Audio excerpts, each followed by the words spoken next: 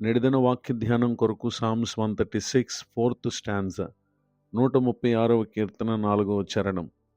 ఆయన ఒక్కడే మహాశ్చర్య కార్యములు చేయువాడు, ఆయన కృప నిరంతరముండును. వాక్య ధ్యానం కొరకై ప్రార్థన. కృపగల మా తండ్రి, మీ కొందనాలు. నేడు చదవబడిన ఈ వాక్య భాగం ద్వారా మాతో మాట్లాడి బలపరచండి. యేసు క్రీస్తు నామములో బ్రతిమాలి ప్రార్థిస్తున్నాను తండ్రి, ఆమేన్. చదవబడిన ఈ వాక్య భాగంలో మన ప్రభువైన యేసు క్రీస్తు వారే మహాశ్చర్య కార్యములు, సామాన్యమైన సాధారణమైన కార్యాలు కాదు, ఆశ్చర్యకరమైనటువంటి కార్యాలు చేసే దేవుడై ఉన్నారు.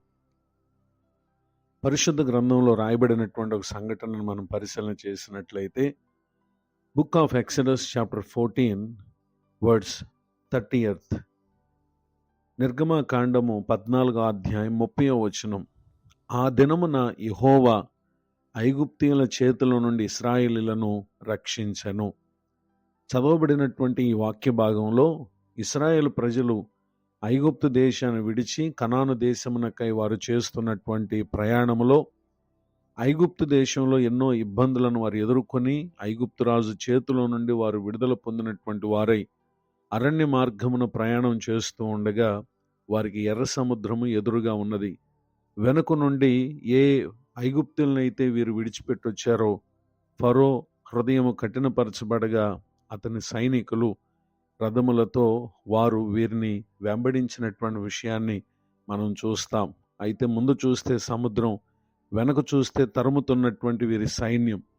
ఈ పరిస్థితుల మధ్య ఇశ్రాయేలీయులు మోషేతో, ఐగుప్తులో సమాధులు లేవని అరణ్యములో చచ్చుటకు మమ్మల్ని రప్పించితివా అని పలు విధములుగా వారు మాట్లాడినటువంటి ఆ సందర్భంలో అప్పుడు మోషే, భయపడుకుడి, యెహోవా మీకు నేడు కలుగుజేయ రక్షణను మీరు ఊరక నిలుచుండి చూడుడి అని చెప్పి వారిని బట్టి ప్రభు సన్నిధిలో మొరపెట్టగా ప్రభువారు మోషేతో మాట్లాడినటువంటి ఆ సందర్భంలో అతడు ప్రభువు చెప్పినట్లుగా చేయగా సముద్రము రెండుగా అది విభజించబడి ఆరణ్యాల మీద ఇశ్రాయేలీయులు వారు అవతలకు వెళ్ళిపోయారు.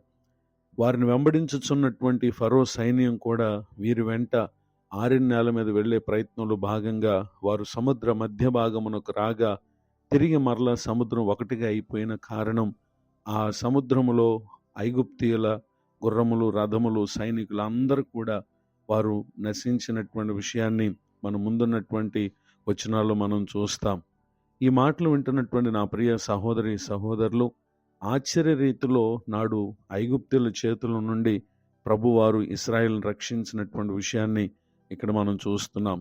గనుక ఆయన కృప నిరంతరం ఉండును అనగా మన జీవితాలను ఆయన విడిచిపెట్టేటటువంటి దేవుడిగా కాక ఎవరైతే ఆయనకు మొరపెడతారో ఆయన మన జీవితాల్లో మహాశ్చర్య కార్యములు చేయుటకు ఒకే ఒక దేవుడై ఉన్నారు.